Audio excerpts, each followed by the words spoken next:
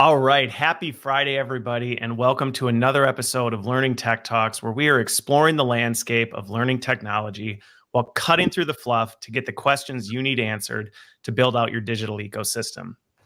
Today, I'm joined with Raj Sundarason from WalkMe, and we're talking about digital adoption platforms and performance support. And Raj is extremely tired, so we're going to keep this peppy because we cannot have him fall asleep. How are you doing, Raj? Well, man, how you doing? I'm doing well. That just and remind everybody what time it is for you right now. It's just gone midnight. Just gone midnight. It's gone midnight, so he is officially breaking in a Saturday to be here for everybody. But before we get into it, my pleasure to be here. My pleasure. yeah, no, I know, and we've been planning this one for a while, so it's nice to finally be here. But before we get into it, right, you've had time to think about it. I don't know the answer to this one, but I'm looking forward to it. And for those of you watching, put your answer in the comments. But Raj, your question today is: if you could have any superpower, what would it be and why? Oh, that's easy, man. Easy. Easy. Okay. That's easy. It didn't take long. The power of persuasion. Power of persuasion. Now that is not one I would have thought of. Wow. Okay. So why? Why power of persuasion? When you got three kids, right?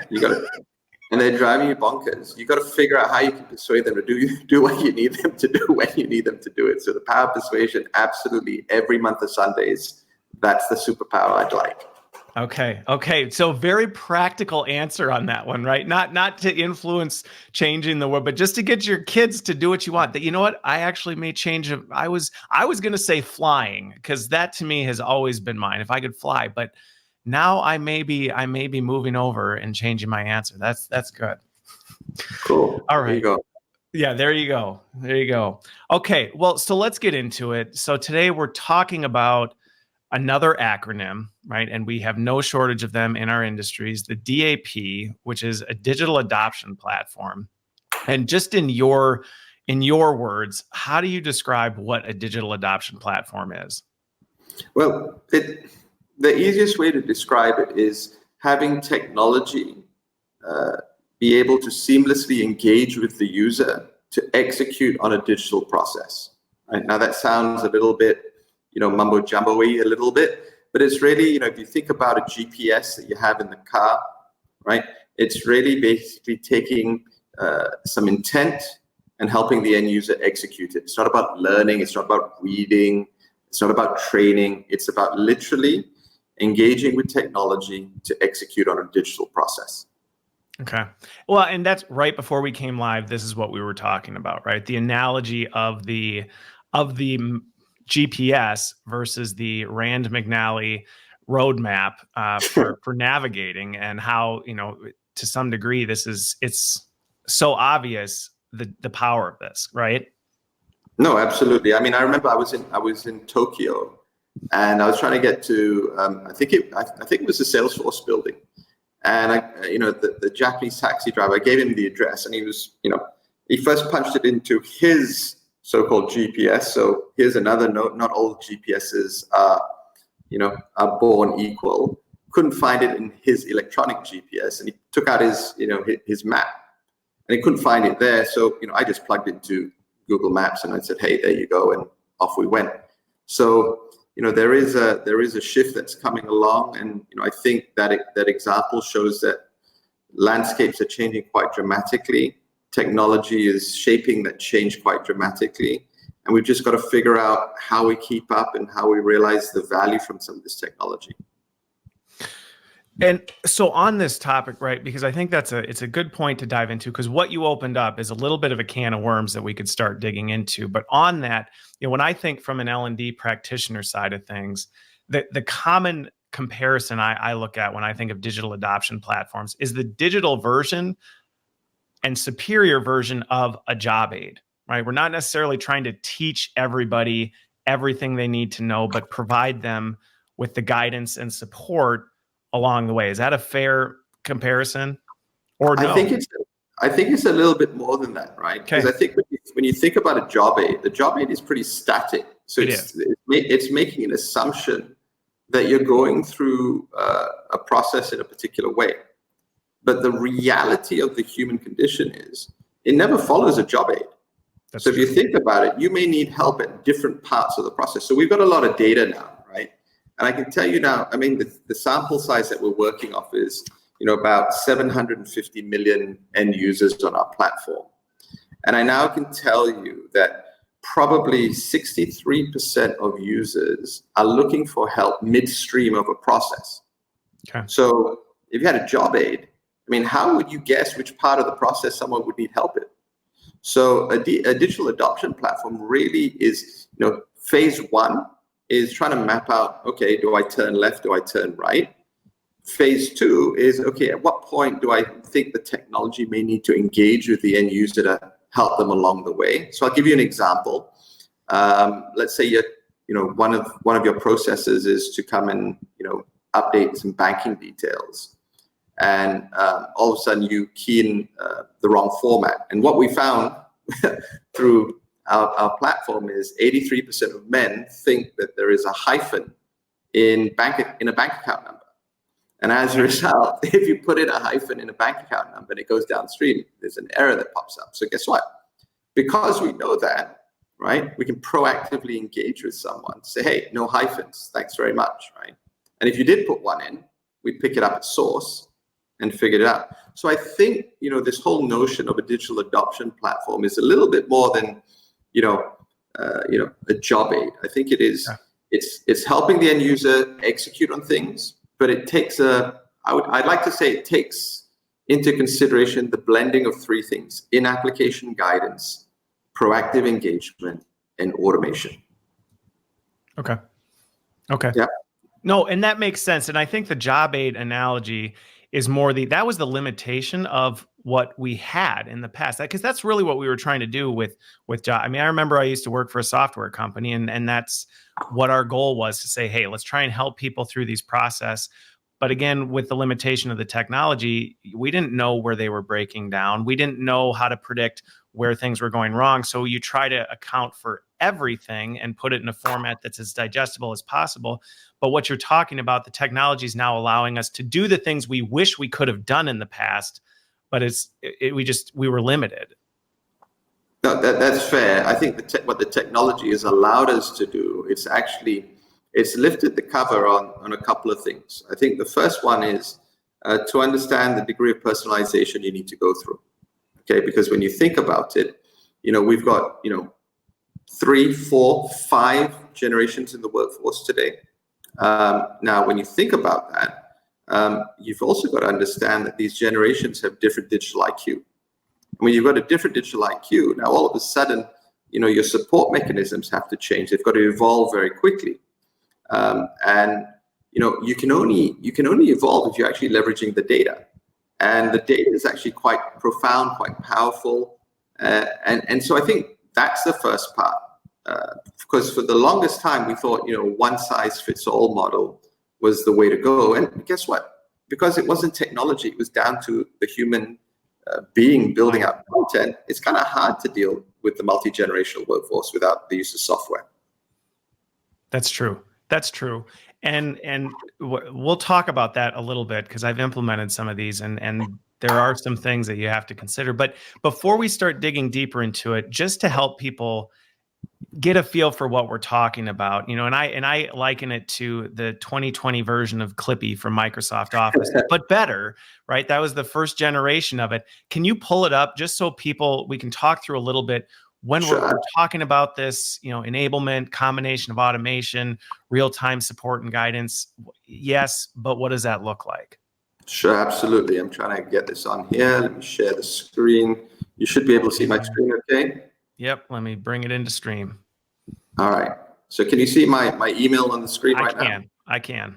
Cool. You see this little WalkMe button at the bottom right? Yep, the 2020 version of Clippy right there, I'm telling you. Oh, come on. It's better. It's much more beautiful. All right.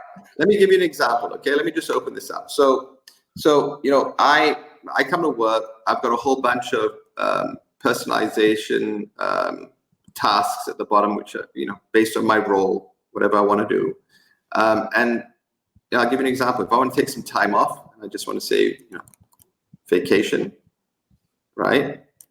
I want to take some right?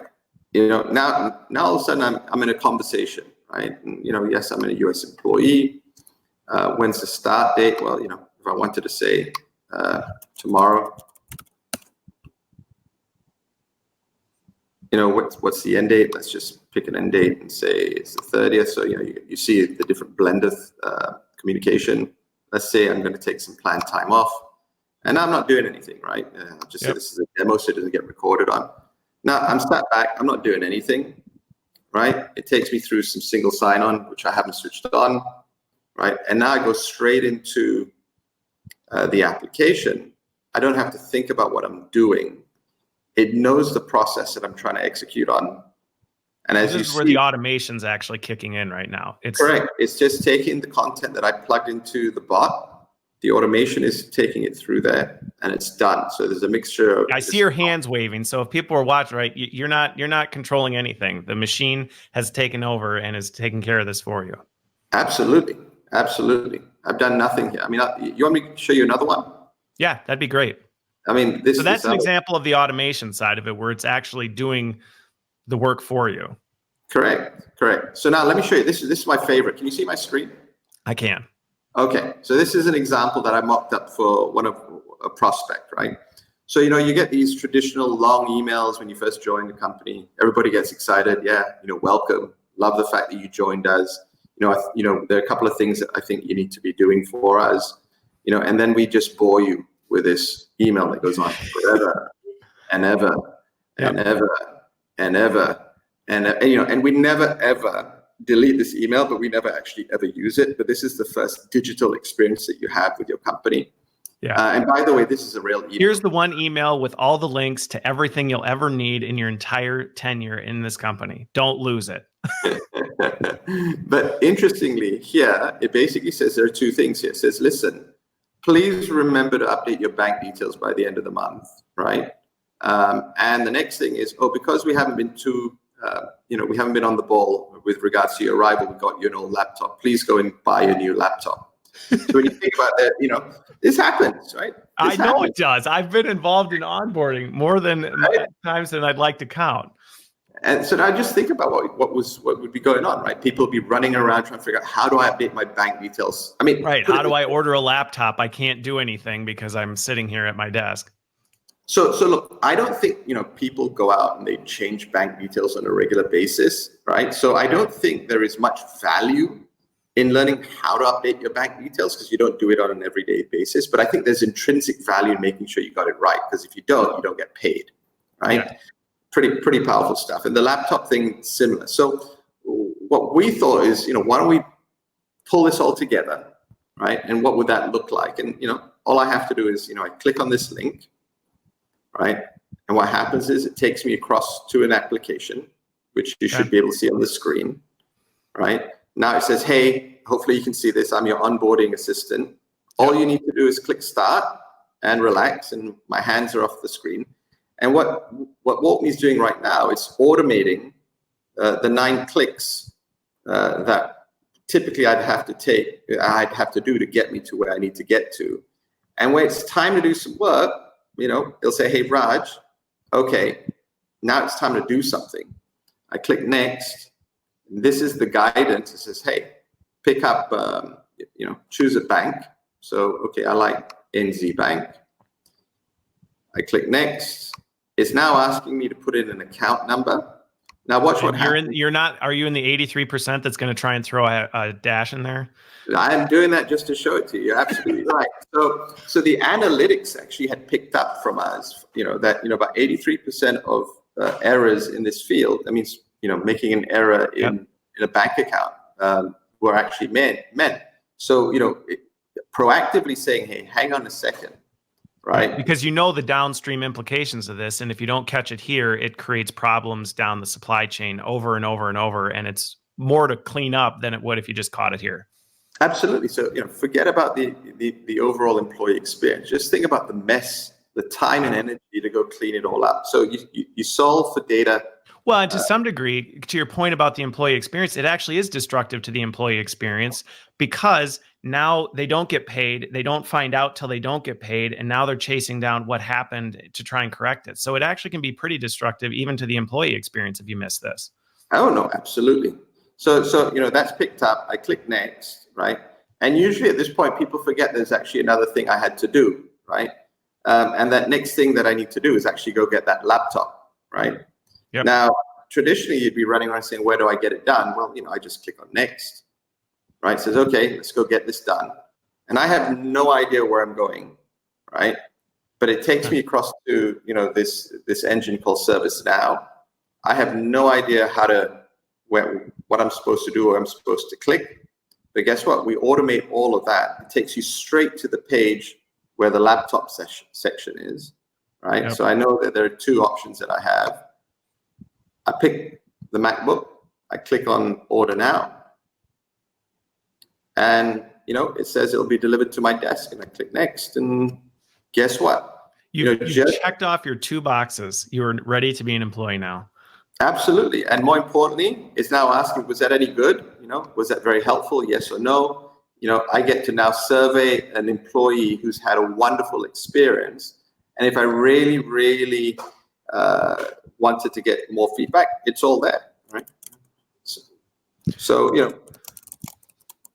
that's what this is. Yeah, no, well, and I think that's a really helpful. So, if you're watching right now and you have been, or you're watching later on the recording of it, that's a great overview of what it's doing. Now, 2 things come to mind, and I think we can have an interesting discussion around this. The first one is this.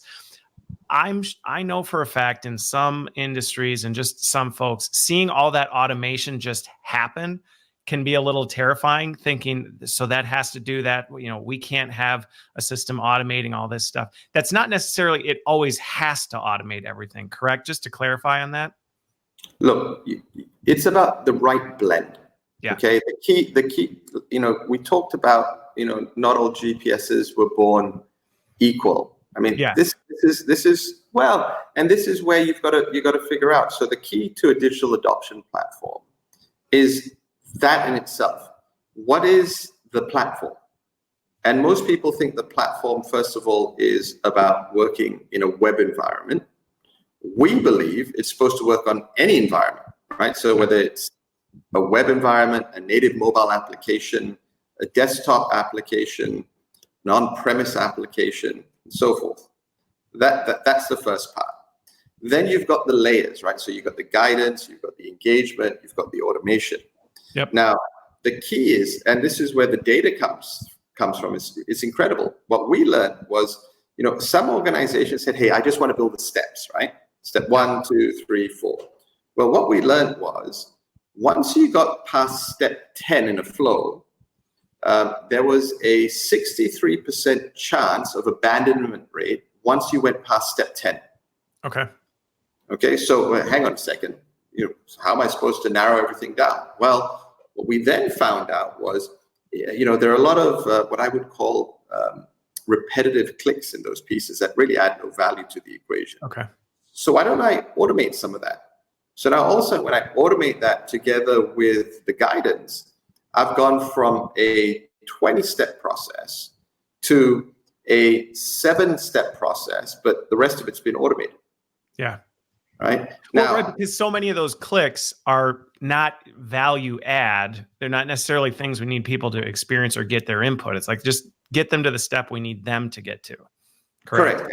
And then on top of that, you've also got to remember, you don't always have to have it on, right? Because remember, a DAP is on in the background. So you can switch it off. And when you need the help, just ask for it. Right, because a really good digital adoption platform will be like a GPS. It will know where you are, and therefore it'll be able to trigger what help you need.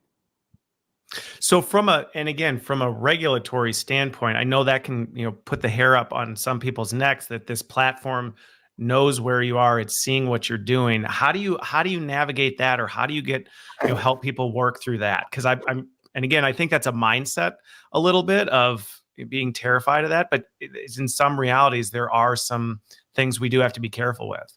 No, look, when before I came to WalkMe, I was a customer, right? And I was somewhat concerned about this. But when you peel back the onion around the technology, what you'll understand is all we're doing from a data perspective is collecting information around the clicks. So we're collecting metadata, not actual data. So if I key in 1, 2, 3, 4, all that WalkMe understands is I've keyed in 4 digits. I don't know what the numbers are. So in terms of PII, GDPR, and all that type of stuff, it's all good. It's all good. It's not making the connection that, hey, in this field, this is someone typing in, right, this social security number or this confidential information about the company. It just knows, hey, this is a numeric input field, and this is the format of the numeric input that we're supposed to be putting in, and I'm checking for that. That's what it's doing with the bank account. It's not saying, hey, this is the field of everyone's bank account that it's then storing in the background. If that was the case, we wouldn't have all these banks who have trusted us with their transformation journeys. Companies like Standard Chartered Bank, Wells Fargo, State Farm. I mean, all these companies have trusted us with what we do, right? So, yeah. Well, and it's a fair point to demystify that, because that's right. The doomsday side of people goes there, that this technology is capturing all this information and storing all this data, and it's not. It's watching what you're doing and just making sure that what you're supposed to be putting in, or when you're supposed to be putting things, is at the right point at the right time. That's fair. That's fair. So the other one that I'm curious your take on this, because this is one of the things that, so I look at GPS, and sometimes I think it in some regards can make a little bit of things challenging. So I look at GPS, and some people now are so reliant on their GPS, even the same day-to-day things that normally they wouldn't need to plug in their GPS. They need to plug in their GPS to find the grocery store that's just down the street, because they've just become so reliant on that. So how do you balance that? Or would you say, the types of activities that people are leaning on, there's no reason for them to waste, brain power on knowing how to do these things? It's an interesting question. I mean, when we come back to the overall mission of the company, right? So our company is founded on a basic mission. How do we impact humanity? Okay. And the way we look at it is, if we can help someone engage with the technology to get a better outcome, a quicker outcome, so that they can go and either become more productive at work or go home and hug the kids, then so be it. And whether that means leveraging the platform for every process or what have you, so be it. The key at the end of the day is seamlessly engage to execute. That's the key. Now, do I think that we've got to a point where everybody's using this as a crutch every day? No. Why? Because we're only going to use it for processes that we've either forgotten, are new, right, or there's a degree of unfamiliarity because of the complexity. So I don't think it's one of those things where it's going to we become brainless humans who are just going. We just don't know what we're doing. We just show up behind our computer and let the thing take over. No, sorry to disappoint. That isn't happening. That's not happening. Rats. Okay. Well, but on that, when we think about it in that sense, because I want to talk a little bit about the mindset that goes behind this, because I will say, having worked in this space and worked on implementations of this, that is a shift for learning and development in many regards in how we think about this. Because go back to the earlier point of the conversation where you were talking about some of these things, and you were saying we don't necessarily need to teach people how to put in bank account information, because that's not something they need to learn. That's a mindset shift, because it's easy to get into our traditional L&D space and say, well, we need to educate them on the why you need to put in your bank account information and the history behind that. And it's like, no, you don't, because that really is irrelevant. Let's just jump to getting it done. And again, I think that's moving from more of a learning education mindset to more of a performance mindset of well, what do you need to do to get the job done as quickly and as efficiently as possible? Do you see that when you work with people, that there's a bit of a mindset shift that they have to make as they step into this space? Oh, absolutely. And I don't want to insult anybody, but the big thing that I when I go into organizations and share with them what's going on in the broader world of digital transformations is, I said, the first thing you've got to acknowledge is that we're still in many organizations using a 20th century mindset to solve a 21st century problem. I think that's the first part, right? Organizations have spent, a bucket load of money on new software, but they're attacking it predominantly from, in my mind, from a wrong angle, and that's why so many digital transformation programs haven't, resulted in the benefits that they had hoped. That's number one. I think number two, if you're from L&D, one of the things that I would recommend people starting to think about is the function of L&D and content needs to evolve to what is the business problem we're trying to solve. Okay, I'll give you an example. I mean, I had the great fortune of sitting down with a gentleman by the name of Tobias Washington from Christus Health. And he said, look, when we deployed the digital adoption platform, the first thing I did from an L&D perspective was to go and hunt down how I could make an impact on the business. And his very first use case was putting data validation on a form because finance was saying that there was revenue leakage because certain codes weren't being put on the form, so therefore they couldn't basically get the money in from insurance and so forth. Yep. And just by putting some data validation around that, because he thought about the business problem, they were seeing upwards of $1 million a month. I mean, that's, how L&D should be thinking about it, because they're thinking about the business problem. So I always say to people, don't think about what and why, you've already figured that out. Think about how. How am I going to try and figure out the problem? What is the problem I'm trying to solve here? Well, and before we came live, it's such an important, and we talked about this before, that sometimes the biggest changes, they're so simple and they're right in front of our face, and we don't see it that way.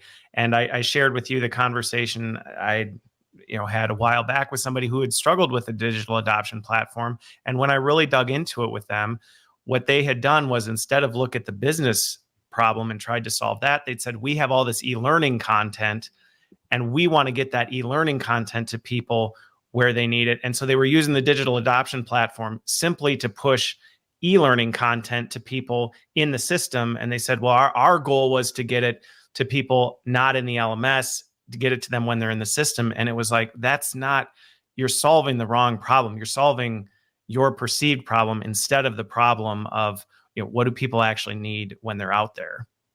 No, that's fair. And part of what we've learned over the years, what I've learned over the years, is very simple, right? We've got this little bit of a definition, what is this whole notion? And it's, to seamlessly engage, to execute, which is cool, and people buy into that. But I said it has to be in the context of accelerating revenue imperatives, or to take friction out of cost, or to manage risk. So as you're building this content, it can't just be about, oh, let me take you to a portal. It's actually, what is it going to result in, right? Yep. So as you're building the content, before you start building the content, you got to think about what you're measuring. And when you understand what you're measuring, then you reverse engineer what you're building. And I think for the longest time, we've got the origination steps the wrong way around, right? And I think suddenly technology is now saying, hey, hang on a second. If we know this is kind of the problem, then why wouldn't we build content to solve that problem? Instead, we're building content first and hoping it solves the problem. That, I think, is this notion when I talk about trying to solve a 21st century problem with the 20th century mindset. I think that's where the technology is going to help us evolve. That's where the technology is going to help organizations have a competitive advantage. And that's where I think L&D, if they rethink the function that they have today, and when I talk about rethinking the function, traditional L&D was about, maybe instructional designers. The future of L&D to me is more about UX. rather than instructional designers. That's my personal view, because ultimately, if you're out of step with your end user, and by the way, your end user is a multitude of generations with a multitude of digital IQ, then you may not be relevant enough for them. And that's the part that we've got to try and figure out. Well, and that's where I feel with our field, our industry, it's about what you just talked about, but we need to do a better job of that, of what problem are we trying to solve? Because you can swing the pendulum too far in either way and say, well, we're just going to move to this, everything's about UX. And it's like, there still is an element of, there are times, depending on the problem you're trying to solve, where that instructional piece is important, right? There are times that is valuable. Where we've over-indexed is we've assumed that that's always the problem, and that's always the step we move forward with, versus let's figure out what is it we're trying to solve, what are the tools we need to solve it with, and then let's, like you said, reverse engineer what the right solution is instead of force fitting the solution we want to come up with into the situation. Yeah, I mean, just think about this today, right? Technology has propelled us into an arena where the data that's coming out from these platforms, right, allows us to make decisions or recommendations that reduce the chances of, I would say, us failing. So why not leverage them? Why, as you said, why assume? Why assume when we today we can actually see and understand with a degree of confidence what is required, right? That's the part. And I think I think that's part one. I think part two is just to understand the next is that no workforce is going to be homogeneous in nature. So there's going to be a need, right, across the board for different types of content at different parts of the journey. You will have users in the workforce who still want that job aid sat next to them and probably have the ability to focus through step by step. Yep. But then you may have a millennial who has no time to read anything or no inclination to read anything. And like, heck, why is this as simple as Amazon? Click, click, off I go. And so ultimately, there is no one size fits all. That's absolutely the case. So we've got to create within these models a degree of flexibility that they accommodate, right, the broad spectrum of users, so they don't feel that they're being ostracized from the full digital experience or the full technology experience. Yep. Well, and I think that's, for me, where I see technology really giving us more horsepower to do things, but we have to get it right? We have to approach it right, because if we approach it wrong and just throw more tech at it, it's a recipe for disaster. But I look at it, a simple example was, for me personally, you talk about this personalization, and I think this is where technology is really opening the doors for what can be done. People are different. And, for me, I would rather just do it. That's my personality. Just let me do it versus I don't need all the background information. I may be interested in that as it comes in, but some people really do need that. And the better we can get at approaching all of those modalities, the better we are. And I think that's where, what we're looking at allows us to do that much more efficiently than it did 10, 15 years ago, where we were in many cases resource or capability limited to do some of these things. Listen, $2 trillion. I think people should write that number down. $2 trillion is the amount of money and services wrapped together that has been spent on technology in the recent past, right? So over the last 20 years across digital transformation programs, right? That's the amount of money that people have thrown at this thing without thinking about the problem that we're trying to solve. And look, I get it. When you also look back over the course since the Fortune 500 list has come to being, I think that came to being. I think it was in 55 or 65. There are only 60 companies left on that Fortune 500 list. So the pressure on organizations to, well, I wouldn't say innovate, but to refresh their technology stack, get ready for the future generations, and all this wonderful stuff. I get the pressure. I don't think that they've really used the opportunity to rethink their business models, and that's a different story altogether. Different story, but that's a whole different story altogether.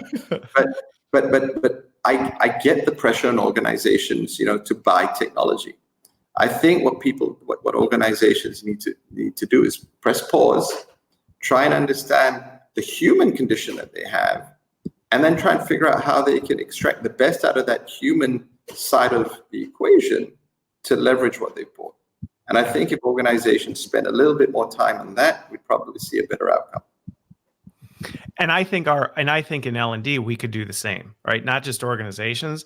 I've seen it many times where we're chasing the next technology platform for learning and development without saying, what platforms do we have? Are we using them to the full capability that we are capable, that is there?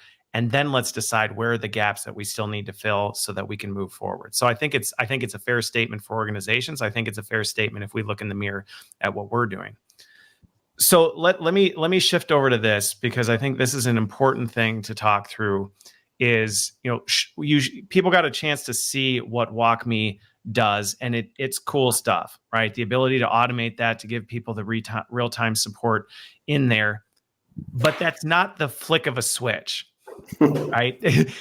You don't sign the contract with WalkMe and say, great, we've got a digital adoption platform, and then you just turn it on and suddenly all this stuff is there. So let's talk a little bit about what does that look like for an organization. We talked about the first step is you got to shift your mindset, so you're thinking about this completely differently.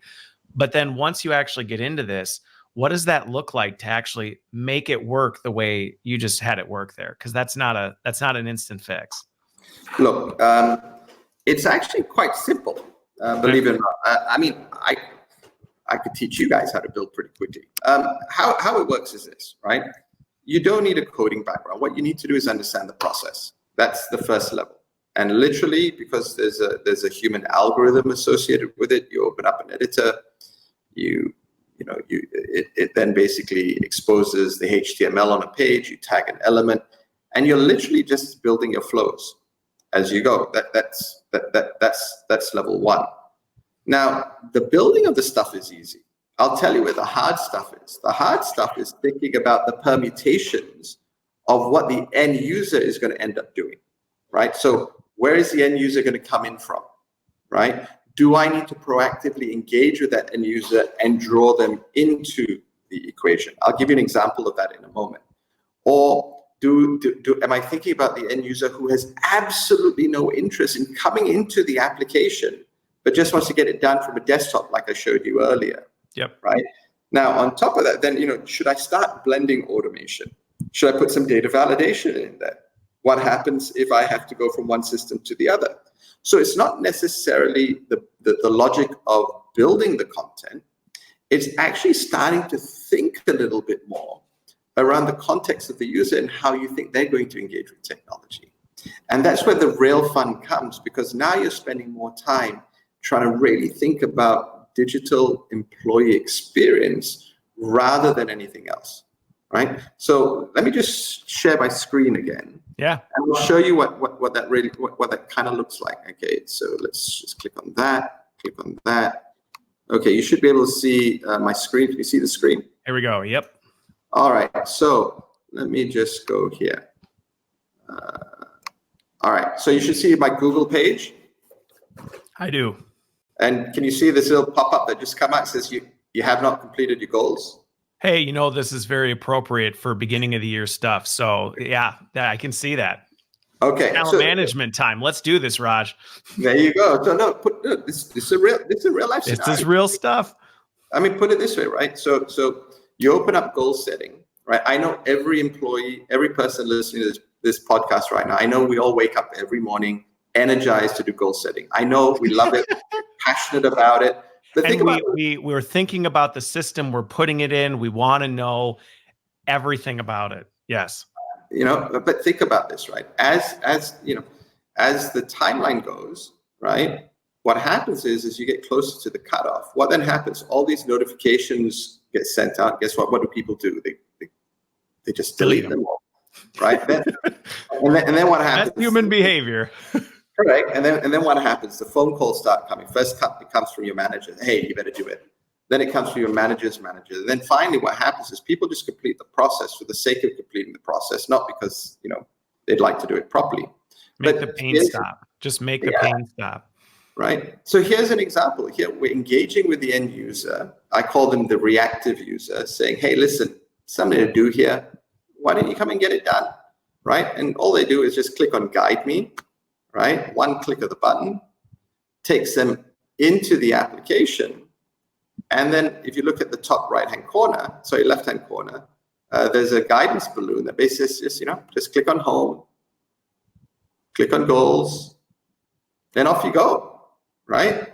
So it's as simple as that. So when you're thinking about these things, right, it's not about just building the content. It's thinking about the context at which you want to deploy the content, if that makes sense. Okay. Well, and that's a good example right there where you did that it wasn't 100% automated. That was more of the guide me approach where you are walking through some of those steps and letting people allow. So you have that flexibility, and it goes back to that, think about the problem you're trying to solve and what are you trying to accomplish, and then use the tool in the right way. Well, yeah, I mean, I can, there's another one. If I wanted to use the action bot to complete that, we could as well. So all of a sudden, now you're having a completely different experience in terms of how to go about engaging with the end user to complete the process. Let me pick that up and give the audience a view of what that looks like. There we go. All right, can you see the screen? Okay. Brought it in. Yep, we brought it in. All right. So you see this little bot at the top. Yep. Let me just pause for a moment. Everybody thinks, oh, is that another chat bot?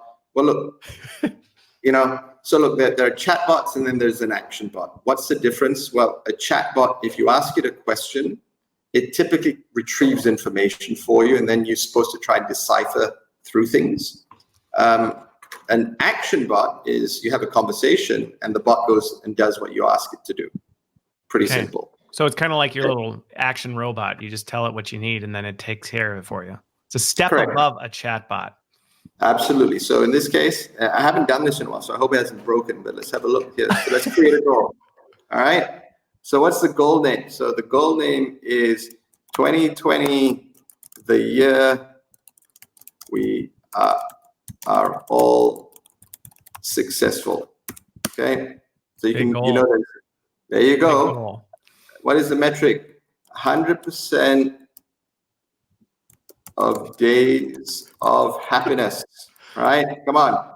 We got to aim high, right? Doesn't matter if you get your job done, but boy, if you are happy, we have done it. There you go. Start date. Where are we at? Start date. 1st of Jan.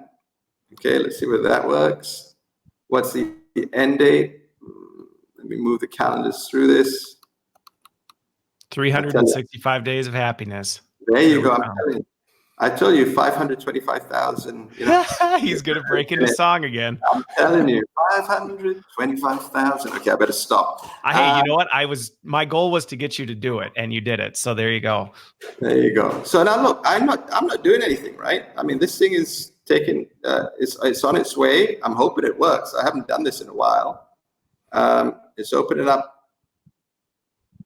the goal form, and there you go. If you look on the screen right now, you should be able to see. Yep, it did it for you, and then it pauses for you to validate that it did. Correct. But there you go, 2020. So listen, the first example was going out there and proactively engaging with what I call a reactive user, saying, "Hey, listen, come in and do this thing."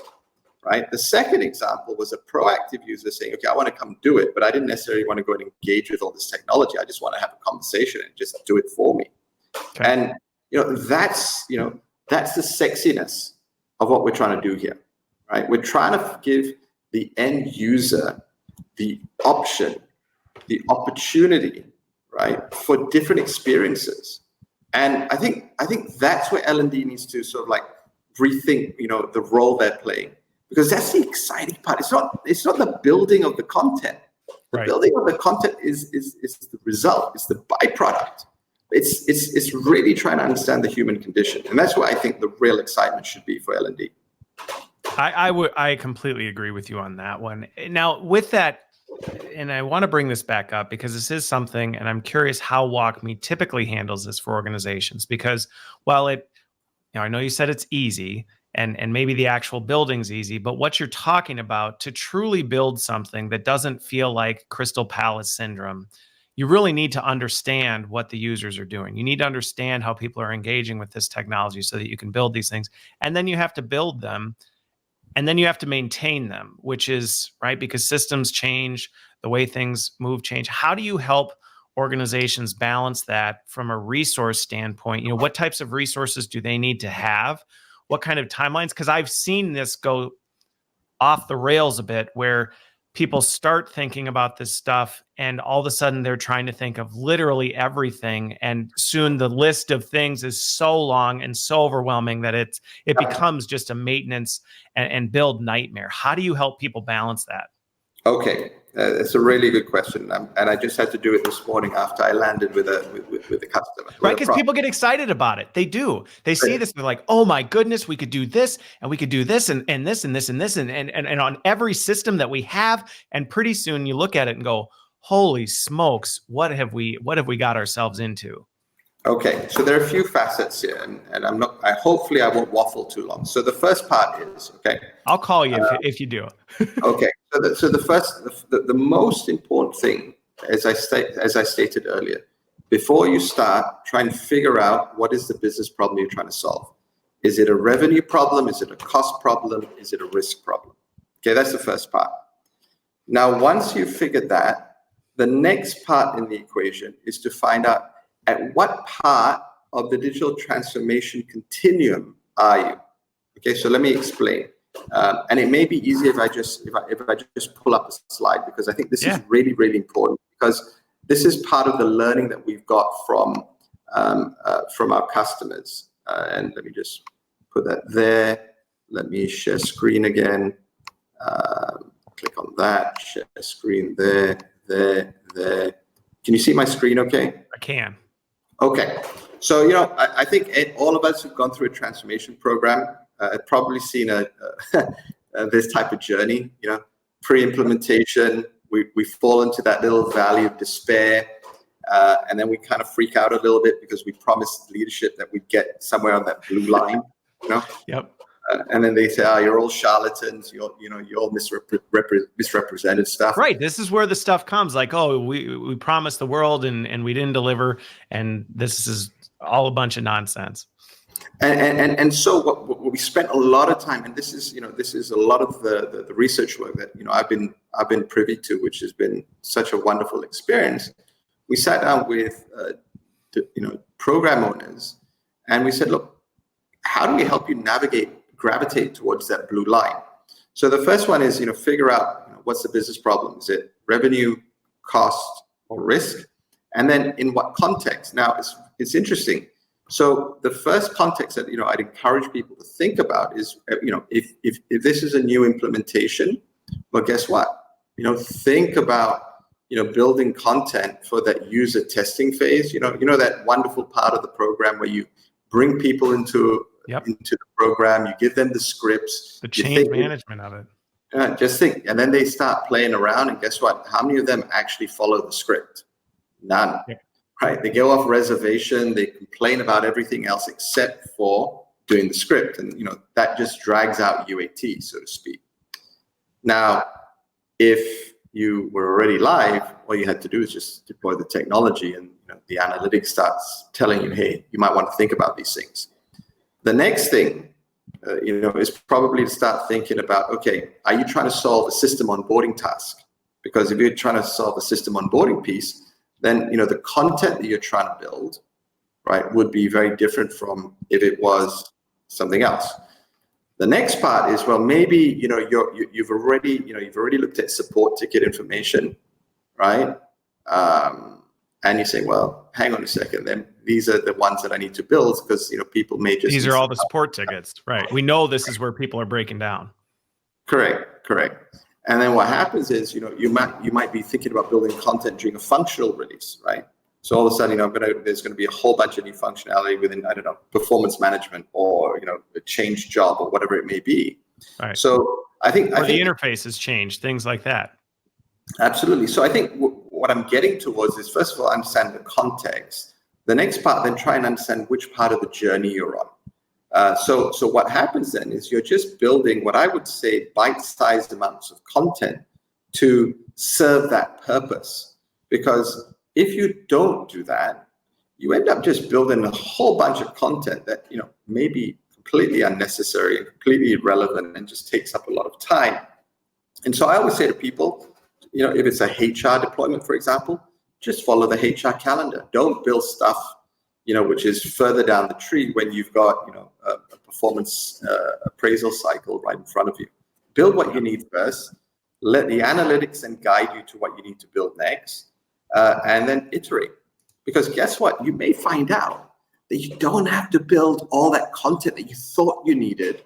Right. Because guess what? The data is telling you, well, I only need a subset of it. And that's the incredible part of this whole thing. Yeah. Well, and it goes back to what we talked about earlier. What is the problem you're trying to solve? And then when those other things come at you, because they do, right? That always happens. Well, what if we also did this? What if we also add that? And I feel like in L&D, we should be very used to that, right? Because people say, hey, we need to do some learning, or we need to do some training on this.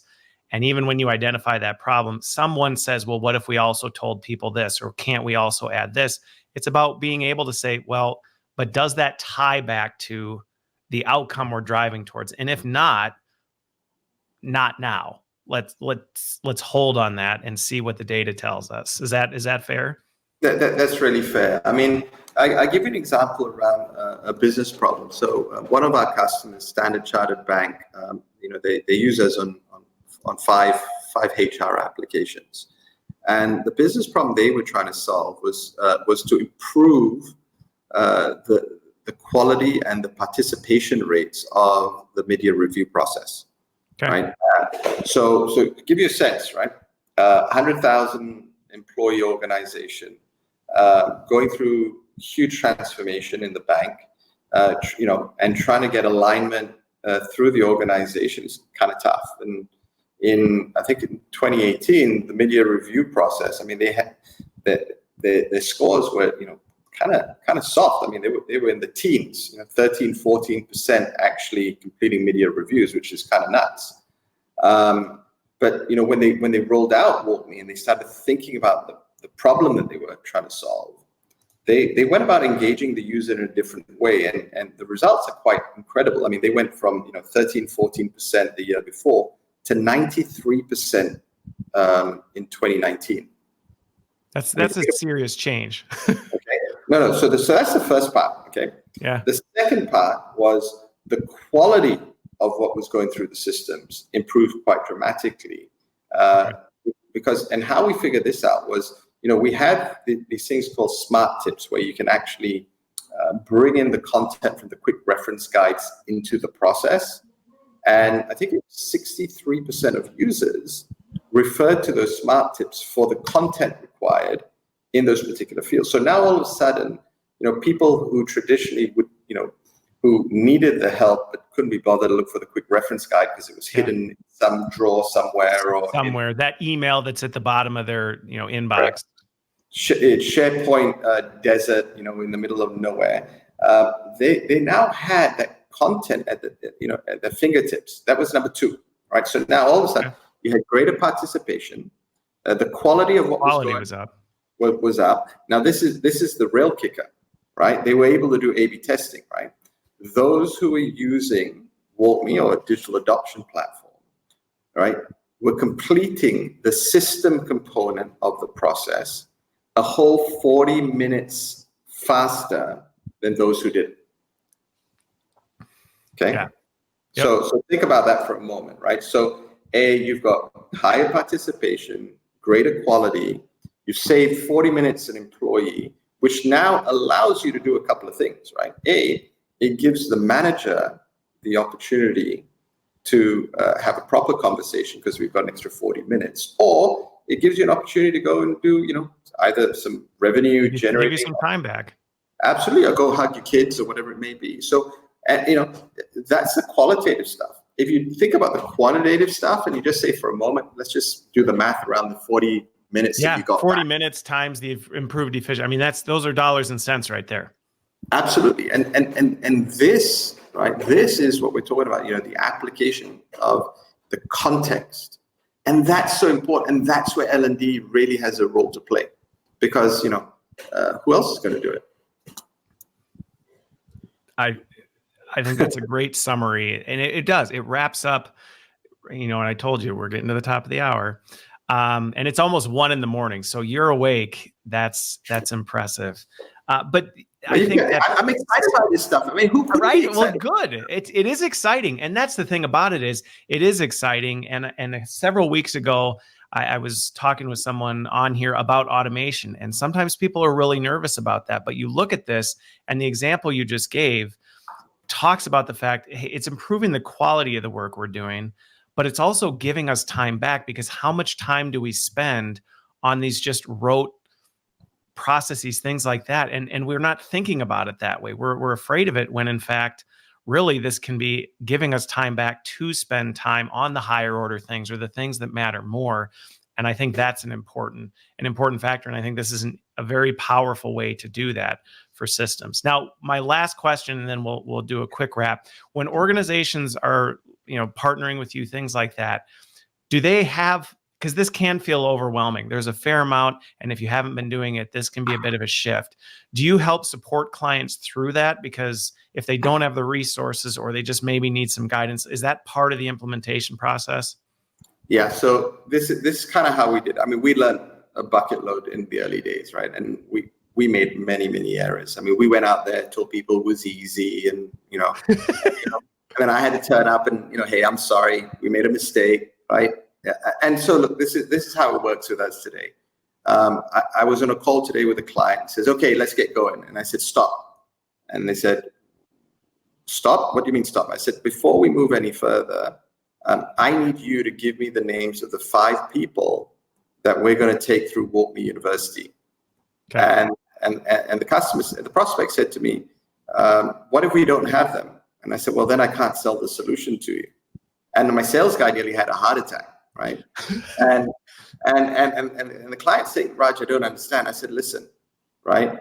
You need to have internal capability to at least understand what the platform can actually do, right? And once you understand what the platform can actually do, you're then in a position to provide advice. Who builds the stuff? It doesn't really matter. To me, that's the commodity side of the house, but that's the first part, okay? So everyone that comes through us now goes through the university to get enabled. Now, in terms of the delivery of the content, in the initial phases, if you're doing it on 1 or 2 applications, yeah, you can have a builder, 2 builders internally. You can buy some services from us in the very first part of the implementation. We will do the bulk of the heavy lifting, right? You insert your team into that program, right? And they'll get evolved into it. Phase 2, you pick up more of the heavy lifting. Phase 3, off you go. Now, as you do that, what's really, really important is, if you understand what we're doing in a digital adoption platform, you'll realize it's not just about one application. It's about all your technology. And when you're thinking about all your technology, now you've got to start thinking about your center of excellence that you're trying to build out. And when you're thinking about your center of excellence, you're now thinking about different target operating models. And when you're doing that, you now have to make a conscious decision around, are you going to build the center of excellence in a central function and then push out into the business units? Or are you going to have capability in the business units that comes back to a central model? But those are evolutionary models that organizations are starting to think about, because we've got customers that started with 1 or 2 apps, and now they're across 37, 38 applications in an organization. So it's a bit of a blend. Great. Well, and that's extremely helpful. And I think the theme of this is it was great to see how some of this stuff happens, because I think too often we think about, well, how do we iterate and make slightly better what we're already doing? And this really was an opportunity to think about, if we could do what is the right thing to do to solve that problem without the how are we doing it today, let's reimagine that. And I think this is a powerful way to think about that. So I appreciate you being here. I think a big theme for everyone to take away is start, like with many things, start with the problem and reverse engineer it if you're going to make the most of any technology solution, whether it's a DAP, whether it's an LXP, whether it's whatever it is.